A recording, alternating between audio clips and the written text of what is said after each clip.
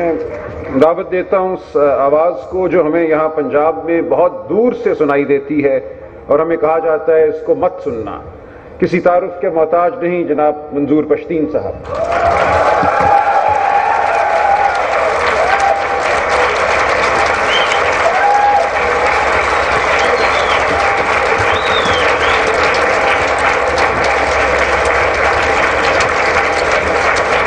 اور تھوڑا ٹائم دو. ہم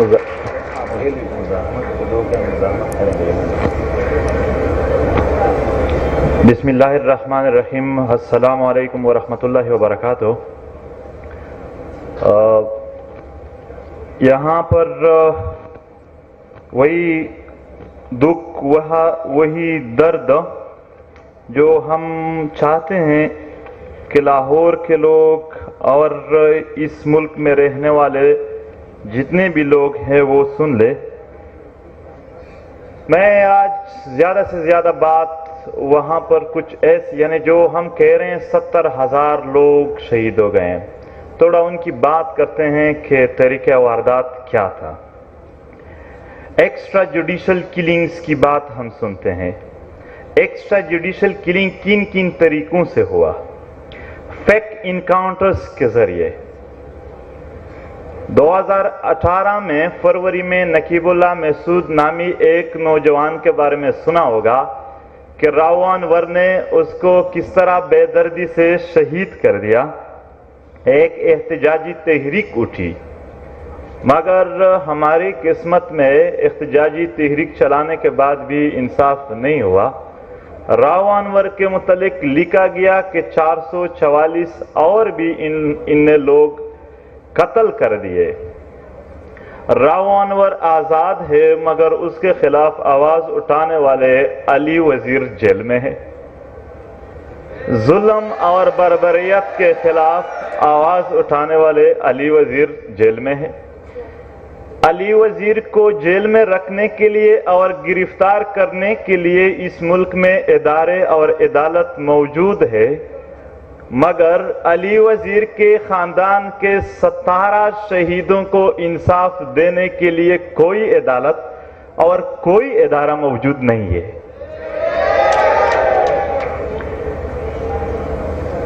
فیک انکاؤنٹرز کا سلسلہ رکا نہیں ہے.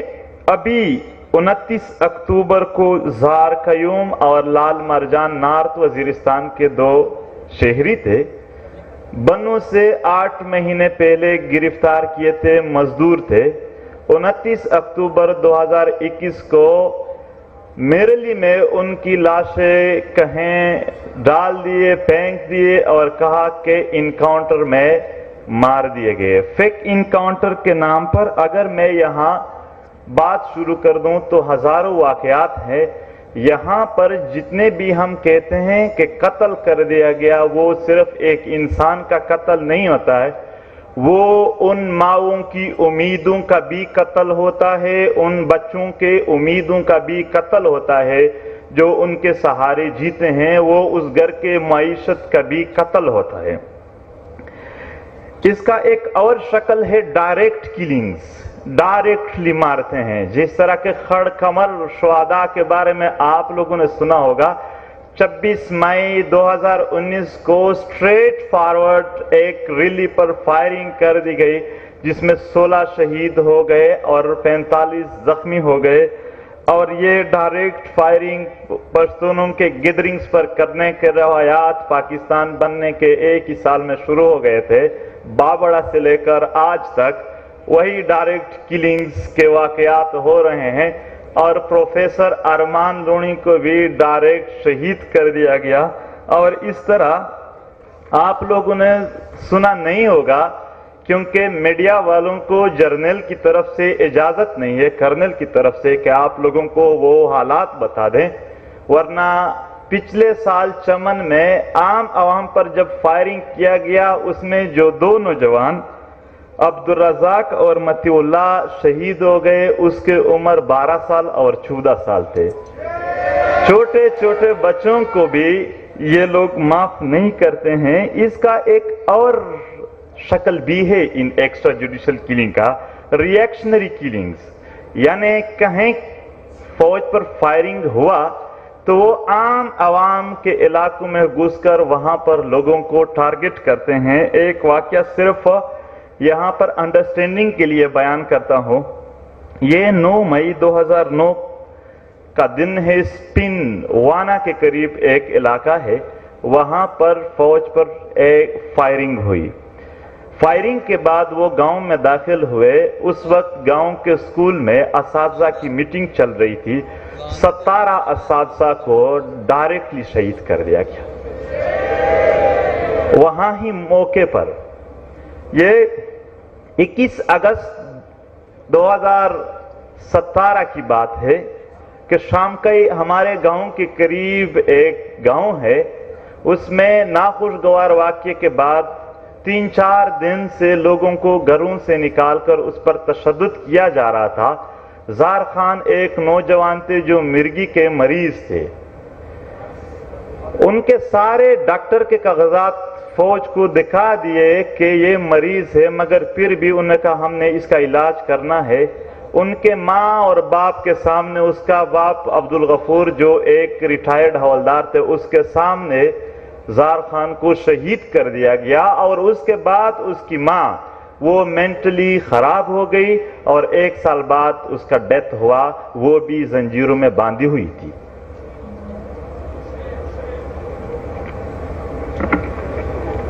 एक्स्ट्रा जुडिशियल किलिंग्स की एक और शक्ल है जो हमारे लोग भुगत रहे हैं, टॉर्चर सेल में किलिंग्स। यहाँ मेरे दोस्त बेटे हैं, उनके कजन थे मोहम्मद यूनुस, 2009 में लापता हो गए। 2018 में उसकी लाश मिल गई। उसका एक बच्चा था जो उसके लापता होने के 2 महीने बाद पैदा हुआ था। उन्होंने, यानी उसका अरमान था अपने वालिद को देखने का, मगर उसको लाश ही मिली। ये टॉर्चर सेल में जो लोगों को मारते हैं। जनवरी 2018 में पिनकई बहरवंद इलाके में नाखुशगवार वाक़े के बाद जब लोगों को अरेस्ट किया तो एक दिन गांव में ऐलान हुआ कि एक लाश पड़ी है कब्रिस्तान में, आप लोग उठा दें, इस गांव का है। उन्होंने वहां पर टॉर्चर सेल में खुदकुशी की। खुदकुशी कोई नहीं कर सकता है। सारे लोग भाग रहे थे, यानी बच्चे औरतें, कि अब किस घर का है। वो उसका नाम नुराइन था। दूसरे दिन एक और लाश वहां पे आया और आपको वहां कहते कि डायरेक्ट दफन करना है। एक बार तो तालिबान कह रहे थे कि 10 बजे तक दफन नहीं करना है। कभी कहते हैं वहां पर ये जो मिलिट्री और तालिबान का सिस्टम है कि डायरेक्ट दफन करना है। दूसरे दिन फिर एक लाश आया कि दीवार से छलांग लगाई है, ये मारा गया। सारे टार्चर थे। उसका नाम अमीरुल्लाह था और तीसरे दिन कयूम की थी खुदकुशी, लेकिन हर बार नाम नहीं बताते थे। बस लोग आ जाते थे गांव के, वहां पर पाया जाता कि किसका है, किसका अपना है। ये सिर्फ ये एक वाकयात नहीं है। अगर मैं बयान करना चाहूं तो ये जो 70,000 लोगों की मैंने बात की, ये सब इन जैसे वाकयात में है। इसके अलावा जेट बम्बार्स की बात करते हैं। सितंबर 2015 में ज़ियारत रे तहसील सरवकई का एक इलाका है, वहां पर बमबारी हुई। मैंने खुद वो हालात अपने आंखों से देखे। ये जितना भी बयान कर रहा हूं इनके बारे में चैलेंज देता हूं। अभी स्टाम्प पेपर लिखूंगा कि दुनिया के किसी भी रिसर्च वालों ने इसको गलत साबित कर दिया तो मुझे फांसी पर चढ़ा दिया जाए। सितंबर 2015 में ज़ियारत रे में बमबारी हुई।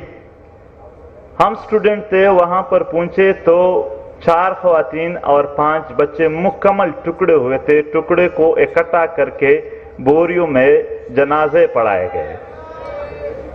उसकी सिर्फ एक ही बच्ची रह गई थी जो होश में आने के बाद बार बार अपने माँ का पूछ रही थी, मगर वहां कोई माँ नहीं थी। तो ये वो जबर है। लेकिन उसके बाद क्या हुआ? जबर ये नहीं था, इससे भी ज्यादा हुआ। पाकिस्तानी मीडिया पर वहां पर पटी चल रही थी कि पाक फिजाया की कामयाबियां जारी, ज़ियारत में 13 दहशतगर्द हलाक।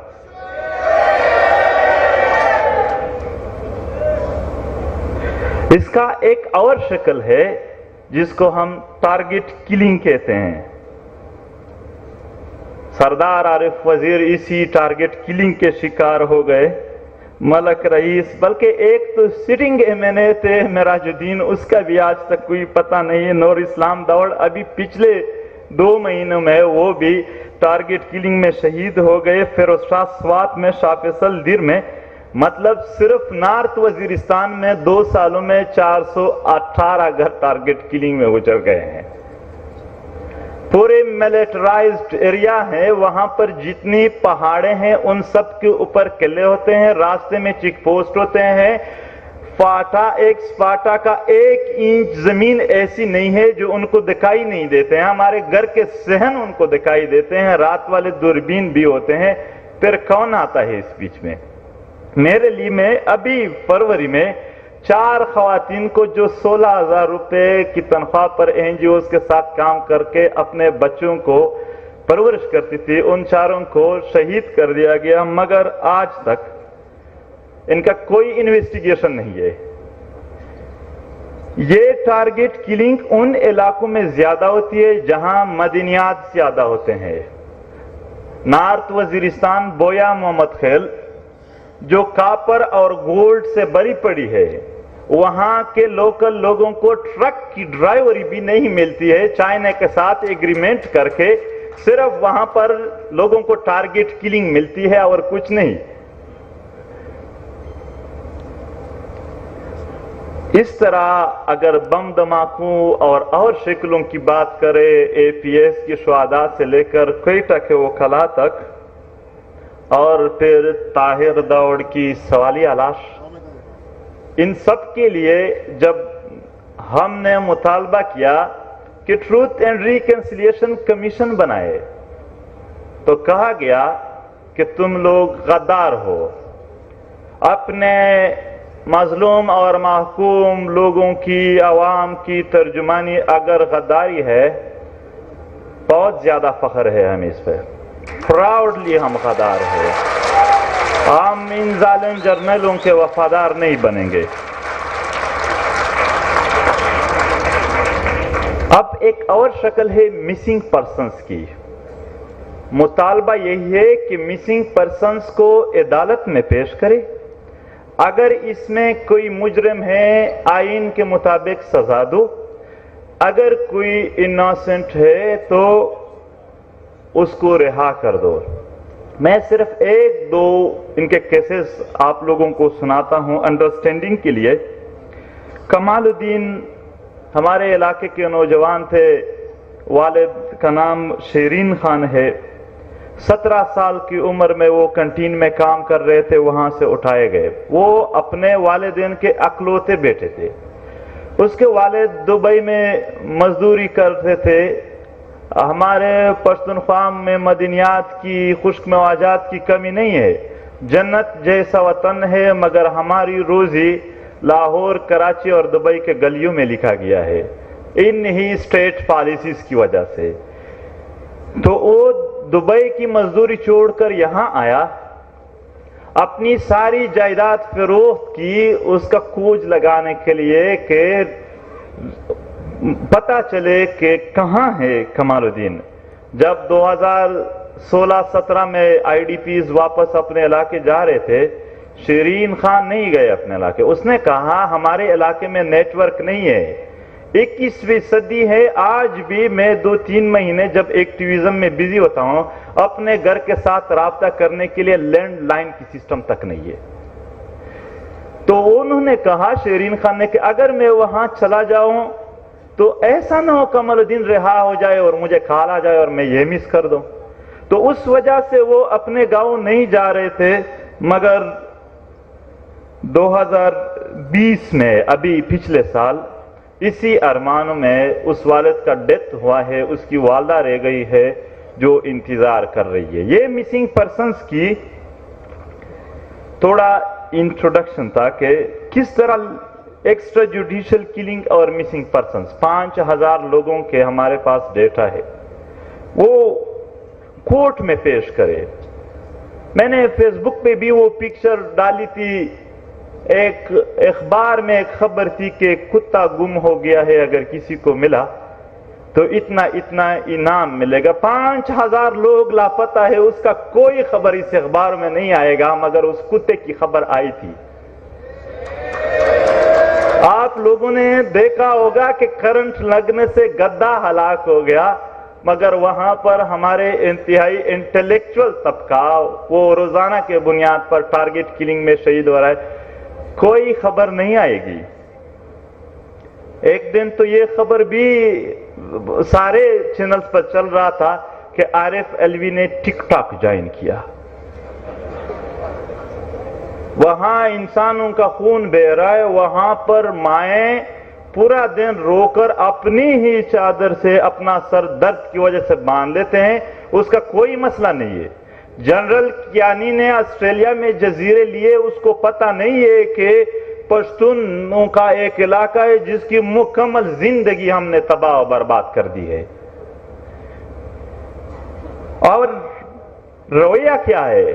رویہ یہ ہے کہ کلبھوشن یادو کے لیے اسپیشل بل بنائیں گے ان کے حقوق دینے کے لیے, ان کے ساتھ کال بھی الاؤڈ ہے, پر بلوچ اور پشتون جو مسنگ ہے اس کو کچھ الاؤڈ نہیں ہے, اس کو کوئی اس طرح کی فیسلٹی نہیں ہے. علی وزیر کا قانونی حق پروڈکشن آرڈر کے لیے وہی اسمبلی کام نہیں کر رہے, اسی اسمبلی کا وہ ممبر ہے. اور انصاف دور کی بات ہے, انصاف دور کی بات ہے, انصاف مانگنے کے لیے بھی وہ ہمیں نہیں چھوڑتے ہیں. انصاف مانگنے کی جرم میں بھی ہم پر کون سے دفعات لاگو ہوتے ہیں آپ کو پتہ ہے؟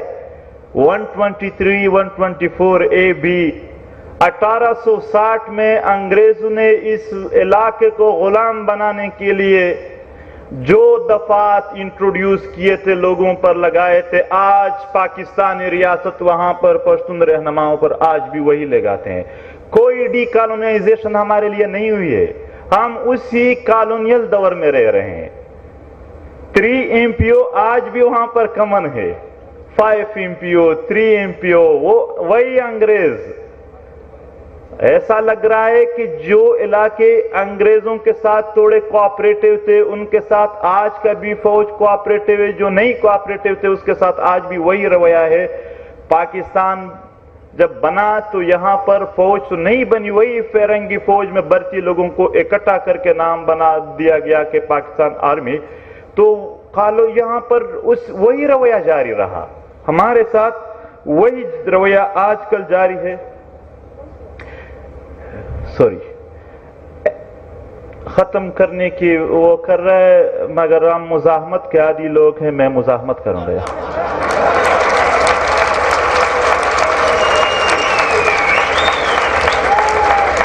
Action in aid of civil power یہاں ذکر کیا گیا, کسی نے پڑھا ہے؟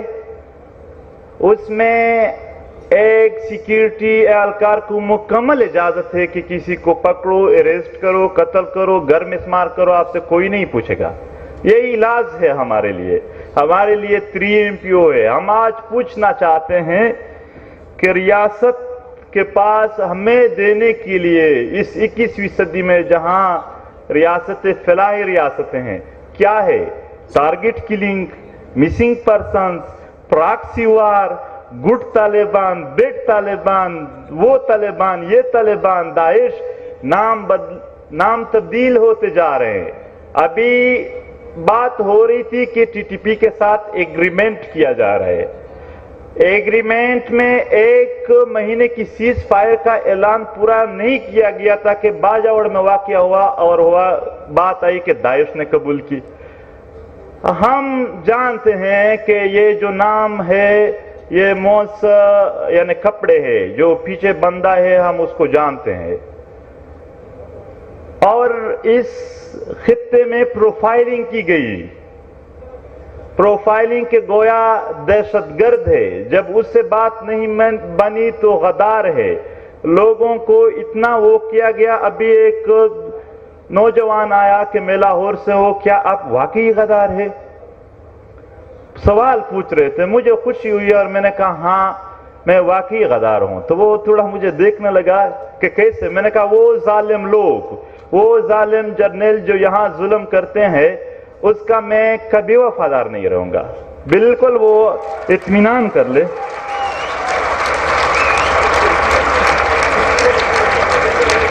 کافی سارے مسائل ہیں یہاں پر. اگر میں سارے مسائل چیڑ دوں تو شاید ٹائم گھنٹوں میں بھی وہ کور نہیں ہو جائیں گے.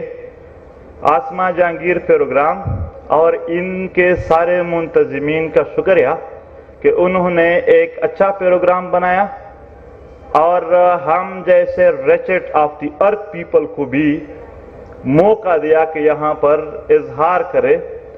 اور tribute to all of you. کافی خوشی ہوئی سچ میں. یہاں پر ہم نے پہلی بار اس ملک میں تھوڑی اپنی ریپریزنٹیشن دیکھی. جو بھی اسپیکر آتا تھا وہ ریپریزنٹیشن کرتا تھا. بہت خوشی.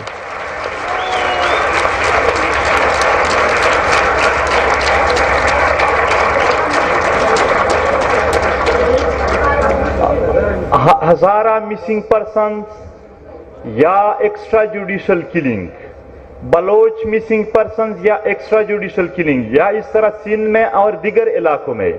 یہ میں نے جو خاکہ پیش کیا وہ صرف بتانے کے لیے کہ جو ہزاروں لوگ شہید اور مسنگ پرسنز ہو رہے ہیں ان کے گھروں کا, ان کے فیملیز کا کیا حال ہوتا ہے اور یہ سین کیا ہے. یہ سب کی ریپریزنٹیشن ہے. یہ یہاں پر صرف ایک علاقے کی نہیں, اس خطے میں مظلوم اقوام کی ریپریزنٹیشن ہے. اور جب بھی ضرورت پڑی ہم سارے مظلوموں کے ساتھ ہوں گے. بہت بہت شکریہ.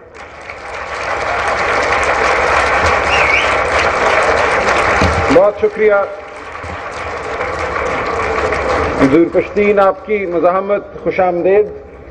اب میں دعوت دوں گا ہمارے ملک کے صف اول کے دانشور, ہماری سیاست, خیبر پختونخوا کی سیاست, پاکستان کی سیاست سے 5 دہائیوں سے منسلک جناب افراسیاب خٹک کو. اور میری گزارش یہ ہوگی خٹک صاحب سے کہ جو باتیں ہم نے سنی بابا جان سے, پلیجو صاحب سے, منظور پشتین سے, یہ مسئلہ کیا ہے, اس ملک میں کیا ہو رہا ہے, کیا وجہ ہے کہ وہ گلگت بلتستان ہو, وہ خیبر پختونخوا ہو, وہ سندھ ہو, جو شکایات ہم سن رہے ہیں